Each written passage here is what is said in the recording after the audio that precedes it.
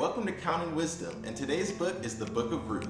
This book is set in a setting where judges still ruled the earth. Also, during this time, there was a famine. The book gives a brief description on the background of where Ruth comes from. My thoughts are that the book almost describes Ruth as a foreigner, a Moabite, who married into the ancestry line of King David by Boaz. Before we get too far into the story, let's describe Ruth's relation to Israel. During this time, Ruth was married to an Israelite, I think, but God killed Ruth's husband, Naomi's husband, and Naomi's two sons. Naomi began to make her way back to her hometown, and her two daughters-in-law went with her for a while. Then Naomi told her two daughters-in-law to go home. One daughter-in-law went home while Ruth made it her life's mission to not only stay with Naomi, but to take the God of Israel as her God.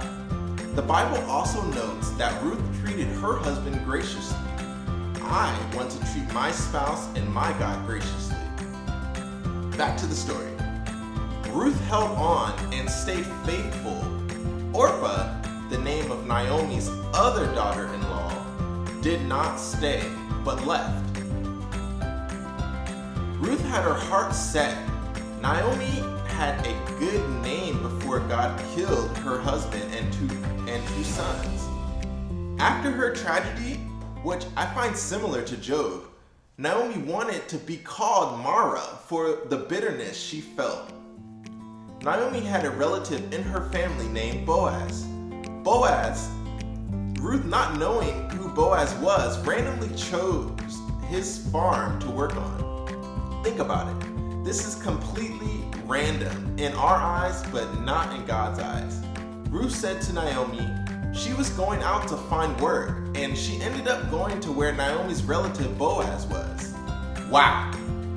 After Ruth's first day of work, Naomi instructed Ruth to stay at Boaz's field.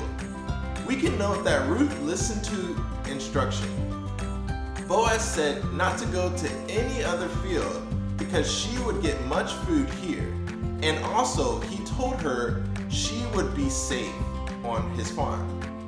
Ruth asked Boaz how and why he was treating her so well. We can also make a note that Ruth was humble. Boaz said he knew of Ruth's kindness and good deeds towards Naomi. Ruth was then instructed to go and try to marry Boaz by her mother-in-law, Naomi. Ruth listened to the instruction of Naomi. Here are some of my thoughts. This good deed of Ruth is somewhat subtle.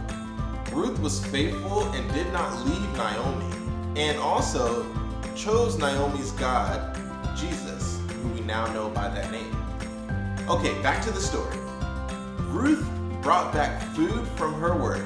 This story shows how God still loves us in bad times as well as good.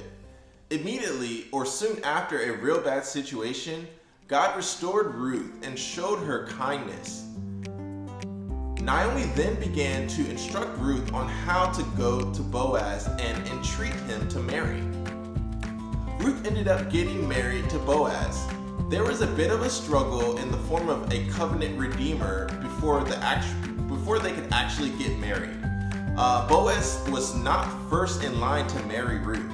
This comes from a law in the law of Moses that there is a certain way of marrying a widow in the family. It is good to note that Ruth had a reputation for being a noble woman. I also want to note that there was an expression of "as God lives" back then. "As God lives" is an expression that shows that God is truthful and God is alive, and that what you're saying or about to say is the truth and is as truthful as the fact that God is alive. We can note that also there's meekness found in Ruth's character. Naomi then said, "Sit back and relax" to Ruth. Boaz is diligent, and he will do the things that he promised to Ruth, like marrying her.